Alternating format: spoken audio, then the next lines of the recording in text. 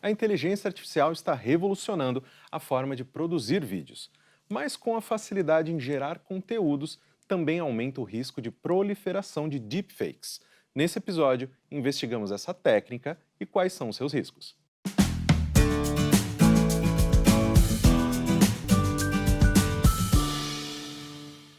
Olá, pessoal. Sou Caio Corrêa e está começando o Lifelong Cast, o podcast do profissional em constante movimento, um programa da ESPM para você se preparar para o futuro do trabalho e dos negócios. Para falar sobre deepfake e suas consequências, eu vou receber hoje o Ednei Souza, professor da ESPM e conselheiro de inovação e tecnologia. Ednei, seja novamente bem-vindo ao Lifelong Cast, extremamente requisitado. Muito obrigado por ter É um prazer estar aceitado o aqui. nosso convite novamente. É um prazer estar aqui mais uma vez. E hoje a gente vai falar de um assunto que é bem importante, ele vai começar a influenciar bastante Muito. no nosso dia a dia. Para contextualizar, quem está assistindo a gente nesse momento, para quem está ouvindo a gente nesse momento, vamos lá. O que é o deepfake? E por que que isso, essa técnica, por que que isso pode ser considerado perigoso? Muito bom. Acho que é importante primeiro a gente separar duas coisas.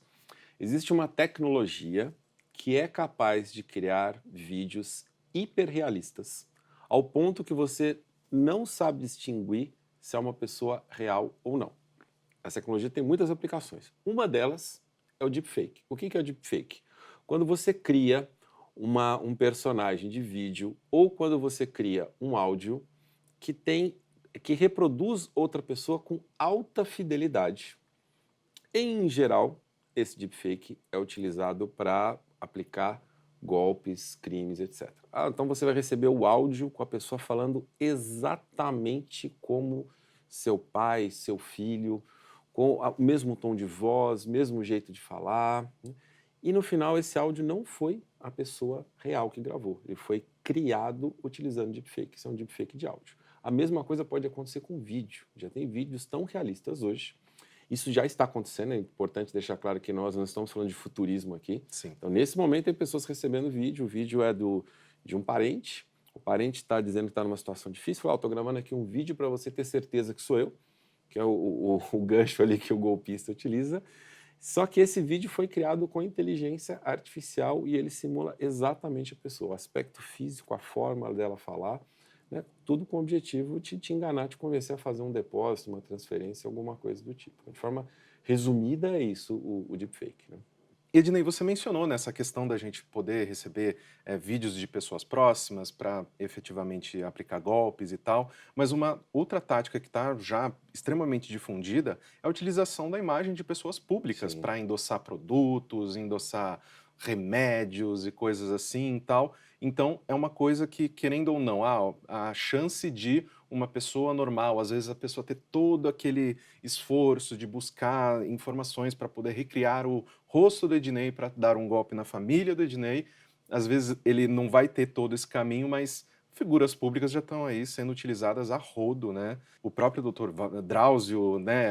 Esse remédio para emagrecer e tudo mais. Então isso é uma coisa que já está Sim, acontecendo efetivamente o tempo todo nas redes sociais, né? sim. Acho que é importante destacar aí, aproveitar esse gancho para explicar como é que isso funciona, como é que se faz isso na prática. Hoje em dia, na verdade, a tecnologia está tão avançada que existem já softwares prontos que você pode baixar no seu computador e a partir de uma foto ele já é capaz de recriar um deepfake. Então você está lá, na verdade, um aplicativo de transmissão de vídeo, você aplica uma foto, ele vai criar uma camada sobre o seu rosto, né? E aí o que você falar, o que você fizer dali para frente vai aparecer como se fosse aquela outra pessoa.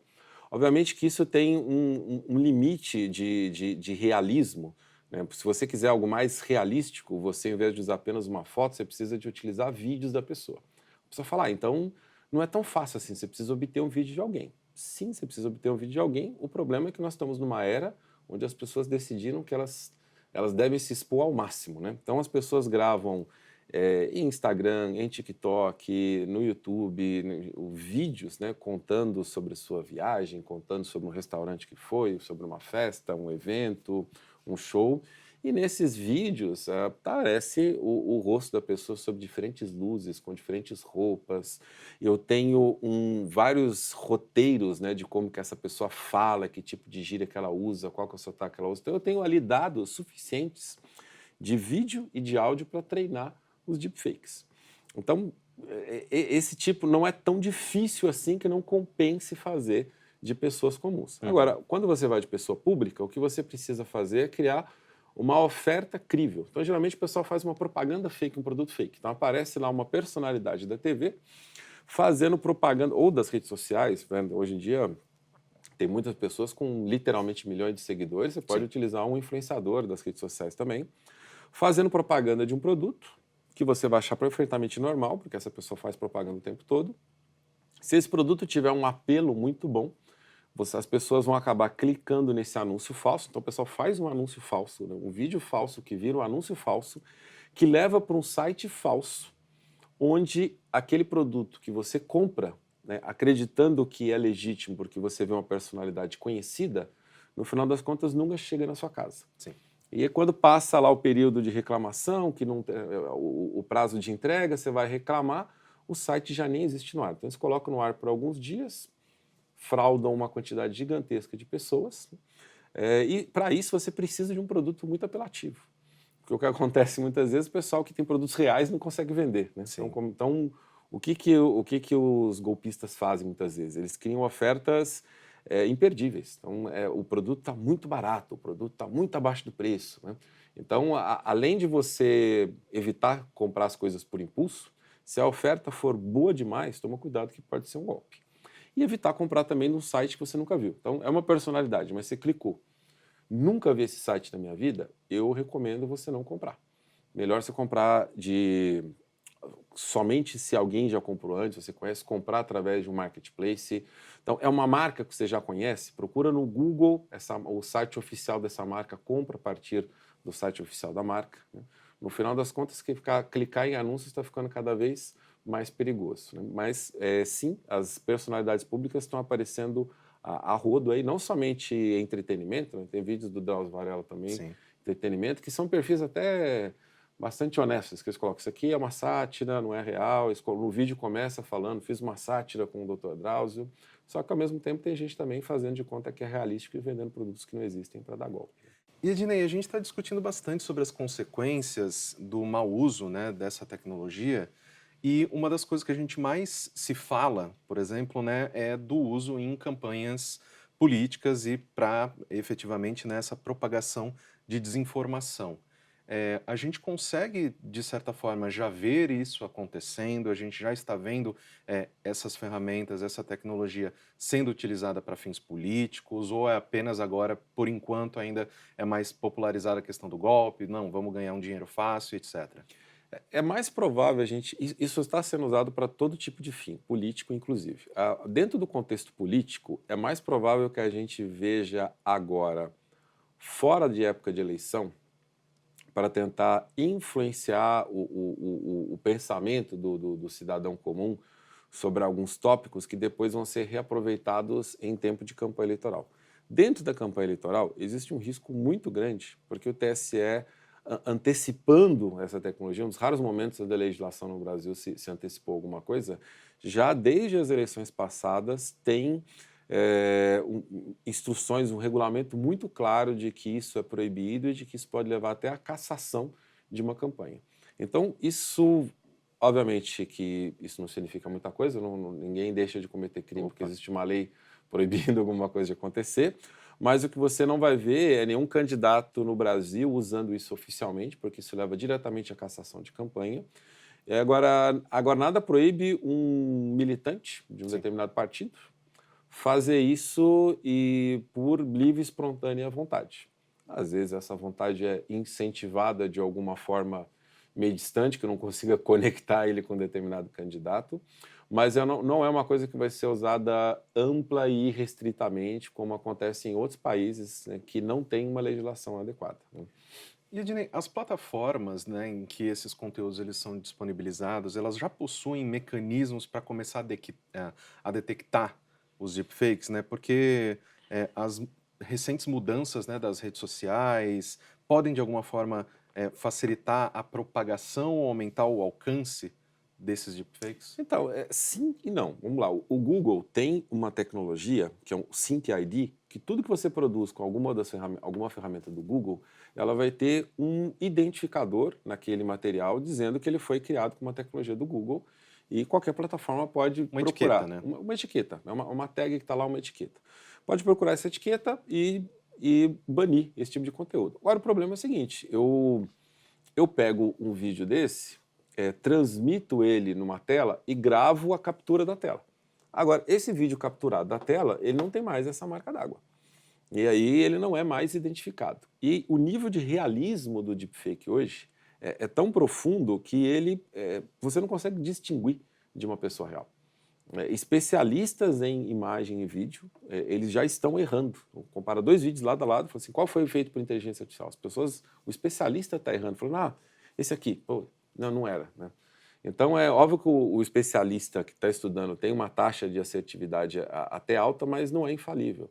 E as tecnologias não conseguem compreender que aquele vídeo foi feito por inteligência artificial. Ele é quase indistinguível de um vídeo real. E a gente já está lidando com conteúdo falso, de certa forma, há muito tempo. Né? Tudo que a gente vê no cinema sobre ficção científica, com efeitos especiais, Parque dos Dinossauros, Transformers e outras coisas do Michael Bay e companhia ali de Hollywood, já são conteúdos que estão permeando as redes e esses conteúdos não são proibidos.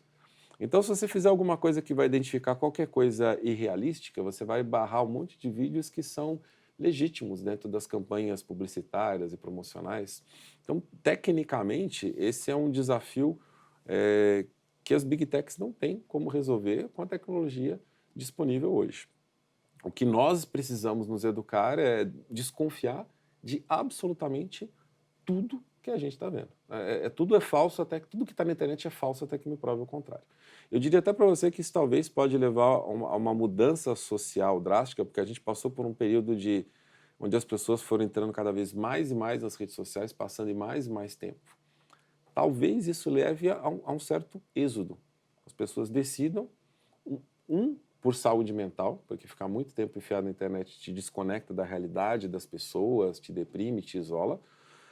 Dois, por questão de desinformação. A gente não vai mais conseguir distinguir se é o real ou não. Para você ter uma ideia,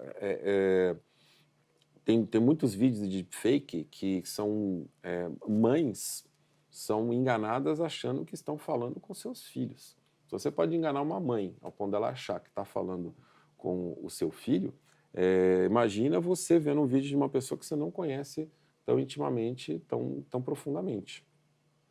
Então isso, inclusive, vai levar a novas necessidades tecnológicas. Você recebeu uma ligação e aí a pessoa está falando com você. É a pessoa que está falando com você mesmo ou é um deepfake de áudio?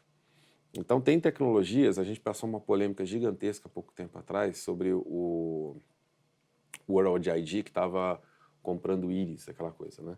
Na verdade, o que estavam eram remunerando as pessoas com o objetivo de ter um grande banco de dados ali de IDs. Mas a ideia do World ID é ter uma aplicação que te autentica. Então, antes de você ligar, vou ter uma aplicação no seu celular que você autentica que você mesmo. Leu sua ID e falou assim, olha, é o Caio que está usando o telefone agora. Quando o Caio ligar para a mãe vai receber do outro lado um aviso, falar, essa ligação foi autenticada pelo World ID. Tá. Eu estou dizendo que com certeza foi seu filho do outro lado, porque eu li a íris dele e isso ainda não dá para ser simulado com uma inteligência artificial, não dá para ser hackeado por outro tipo de tecnologia. Então, se não for o World ID, porque o pessoal não gostou da ideia de vender íris, vai ter que ser alguma outra coisa similar, que você autentica primeiro e do outro lado avisa, olha, com certeza é fulano. É a única forma que você vai ter garantia de que você está falando com a pessoa mesmo, se não estiver falando com ela presencialmente. E aí que eu falo que talvez leve a um outro rumo que é tão desgastante falar com alguém digitalmente, que eu nunca sei se é verdadeiro ou falso, eu tenho que registrar minha íris, isso, aquilo, que as pessoas talvez comecem a decidir que no cotidiano, quando eu estou fora do trabalho, o melhor é encontrar pessoalmente, para não correr esses riscos, né? E é interessante que você menciona isso, que, né, recentemente a gente vem nessa seara de cada vez mais conectados, cada vez mais dependentes da tecnologia e tudo mais. Sim. Só que a partir do momento em que a gente tem que ter esse comportamento de duvidar de tudo, de questionar tudo, fica exaustivo. Fica. você vai começar a colocar numa balança e falar: vale a pena mesmo Sim. eu entrar numa rede, ter que, não posso só compartilhar uma notícia que eu achei legal, porque, não, eu tenho que pensar 10 vezes antes para ver se não é falsa, se o interlocutor não foi criado, né, não foi A gerado. reflexão ela é um pouco antes, né? Porque quando você decide compartilhar, você já acreditou. É verdade. Você tem que pensar antes de acreditar, se eu vou acreditar nisso ou não. Porque eu não estou querendo proibir as pessoas de propagar suas crenças. Eu estou querendo dizer para as pessoas tomarem cuidado de não acreditar em qualquer coisa. Então não é pensar antes de compartilhar, é pensar antes de internalizar aquilo. Eu acabei de ver a notícia. Isso aqui é besteira, é o absurdo, é fake ou isso é real? Porque agora, a partir do momento que você internalizou, você acreditou, você é livre para compartilhar com quem você quiser suas ideias e pensamentos. Não é sobre censurar a crença das pessoas, é sobre evitar que as pessoas acreditem em golpes, notícias falsas, que se iludam. Então, Sim. o pensamento crítico é para evitar que as pessoas se iludam inadvertidamente. E eu acho que isso cria dois movimentos. Isso não enterra a tecnologia, mas isso coloca a tecnologia no outro patamar. Para as transações, para tudo que é transacional, que não é pessoal, eu preciso fazer uma compra. Se eu entrar num site, num marketplace autenticado, estou entrando na Amazon, estou no Mercado Livre, estou no Magalu, sei lá eu, mas é um site reconhecido, verificado, validado, eu estou fazendo uma transação segura. Eu estou fazendo trânsito, tem que pagar alguma coisa. Estou entrando no aplicativo do meu banco, ele vai garantir uma transação segura. Estou fazendo aqui uma reunião de trabalho, estou dentro da ferramenta de reunião da empresa, que está me garantindo que é uma conexão com pessoas reais do outro lado, pessoas que realmente pertencem à empresa. Né? Esse transacional do dia a dia, ele pode ser feito via tecnologia sem problemas.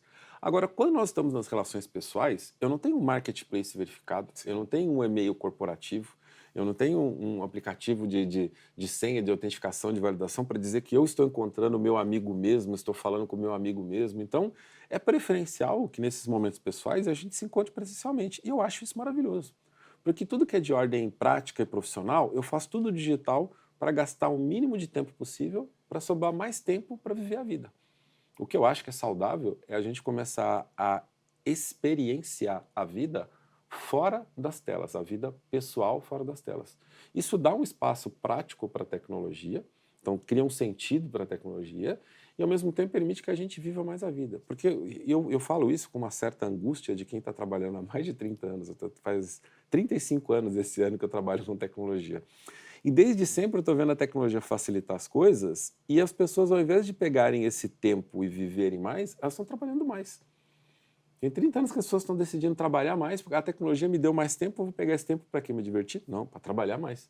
Caramba, eu acho que a gente precisa começar a tomar outro caminho. Vou pegar esse tempo e vou viver. Vou sair. Ai, tem que trabalhar presencial. Não, tem que trabalhar remoto e tem que viver presencial. A Exato. gente está invertendo os valores, a gente está vivendo remoto e trabalhando presencial. Não faz sentido. Exatamente. E Ednei, uma das coisas que é interessante também a gente levantar nesse nosso papo, é que a gente, né, querendo ou não, alarmou muito Sim, todo sim. mundo que está nos ouvindo e quem está nos assistindo também, mas como que uma pessoa comum pode começar a identificar quando o deepfake é utilizado, né? Quais são os principais indícios de que uma imagem, um vídeo, um áudio, ele não é real? Recentemente eu acabei vendo um vídeo de uma pessoa falando, não, mas tem algumas coisas que a inteligência artificial ainda não consegue fazer, movimentações bruscas de câmera, porque, né, isso tudo parece muito, né, um teatrinho e tal, a pessoa muito centralizada, né, pelo menos os que estão aí mais sendo utilizados. A questão do áudio, que também ele é muito estúdio, não tem ambiência. Tem algumas coisas que você consegue... Já superou tudo, já já superou caiu tudo tudo, isso. né? Já. Não dá. Uma semana, gente. Eu vi isso semana passada. Com as novas tecnologias, a ByteDance lançou o Cynance recentemente, o Google acabou de lançar o VO3. Talvez quando o pessoal estiver assistindo, ouvindo esse podcast, vai ter lançado já outras novas. Então, já é possível fazer praticamente tudo. Né? O que você tem que desconfiar, e aí é o mesmo nível de desconfiança que você tem que ter com uma pessoa que você não conhece. A pessoa está querendo vender alguma coisa para você. Se essa oferta é boa demais para ser verdade, talvez ela não seja verdade. A pessoa está pedindo para você fazer uma transferência, fazer um depósito, via de regras, não deveria. Dinei, mas é meu filho, está pedindo, está numa situação difícil, precisa de ajuda. Vocês têm que combinar presencialmente e uma palavra-chave.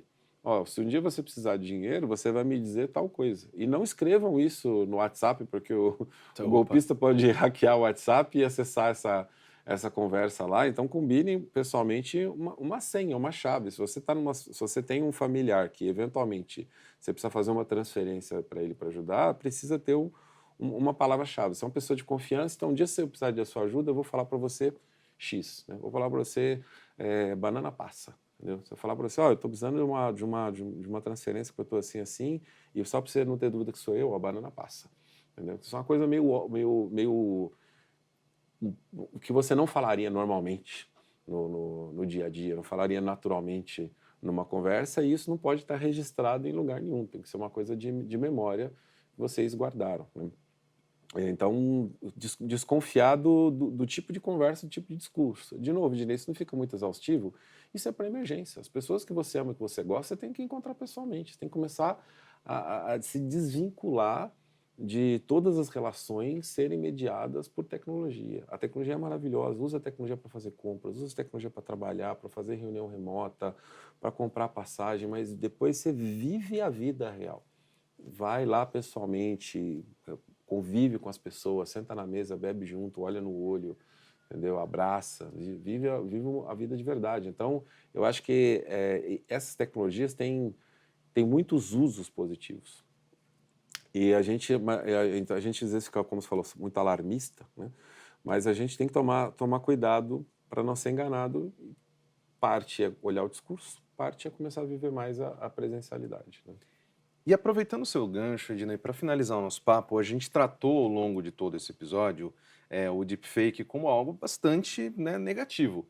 Mas existe algum uso positivo, né, dessa técnica, dessa tecnologia? A gente vê, né, querendo ou não, muito em relação ao próprio entretenimento, pessoas já Sim, recriando, né, pessoas que, né, já faleceram ou até uma utilização até melhor de, nessa cena aqui a gente vai usar o dublê, mas a gente tem aí um modelo melhor ali do ator, da atriz ali posto. Você consegue dizer para a gente mais algumas coisas positivas em relação à utilização dessa tecnologia? uma indústria que vai ser absurdamente disruptada por isso é o cinema e a televisão, né? Porque é parecido com o que, guardadas as devidas proporções, aí, o que o Spotify fez pela música. O pessoal às vezes faz muita analogia do Spotify com a Netflix. Tem similaridades, obviamente, são duas plataformas de streaming, mas tem algumas diferenças, né? Porque o streaming ele ainda é dominado pelos grandes estúdios. Você tem o streaming da Disney, o streaming da HBO, o streaming da Globo, né? A Netflix é uma produtora hoje também. Então, ainda é um grande estúdio. O Spotify, ele rompeu com aquela lógica da gravadora. Porque para você ser um artista, você tinha que achar um selo para fazer a gravação para poder lançar o seu álbum. Hoje em dia, a pessoa faz com recursos próprios no computador a música e ela lança no Spotify. Tem vários vídeos aí nas redes sociais do pessoal fazendo música na rua. O cara com equipamento móvel ali, ele faz um beat, uma batida, outro canta e cria música quase que do nada. Então ficou muito fácil criar música. Num primeiro momento, isso deslocou as pessoas de lugar. A pessoa que era o compositor, ele é pouco remunerado pelo Spotify, e aí o produtor, a gravadora começou a perder novos contratos, o produtor perde um parte do papel, mas isso foi se rearranjando de uma forma onde hoje o resultado que você tem é muito mais artistas, uma diversidade cultural muito maior, uma oferta muito maior de música, uma possibilidade de você descobrir e se conectar com um universo muito mais diversificado de música do que você tinha antes. Eu acredito muito que essas tecnologias vão fazer isso pelo cinema. As pessoas vão poder começar a produzir filmes, séries, curtas, cartoons, desenhos animados com a inteligência artificial, com baixíssimo custo, e isso vai começar a ser distribuído talvez de novas maneiras, inclusive. Não sei se vai ser pelo próprio YouTube, TikTok, Instagram, etc. Talvez a gente tenha novas plataformas que abracem isso. Talvez esses conteúdos vão parar nas plataformas de streaming, vão parar no Netflix, talvez se crie uma outra aí para pequenos produtores, mas por trás disso, você precisa ter uma pessoa que cria um bom roteiro, que imagina bons personagens. Ela não vai precisar criar o personagem, a AI vai criar o personagem, mas ela precisa imaginar uma história, um background, um pano de fundo para esse personagem, uma trajetória, tem que imaginar os personagens, os conflitos, as cenas, o storytelling todo. Então, muita gente que tinha, às vezes, essa veia criativa, mas não tinha condições de transformar isso num produto audiovisual, vai conseguir fazer agora. Então, a gente vai ter uma grande transformação do mercado do entretenimento.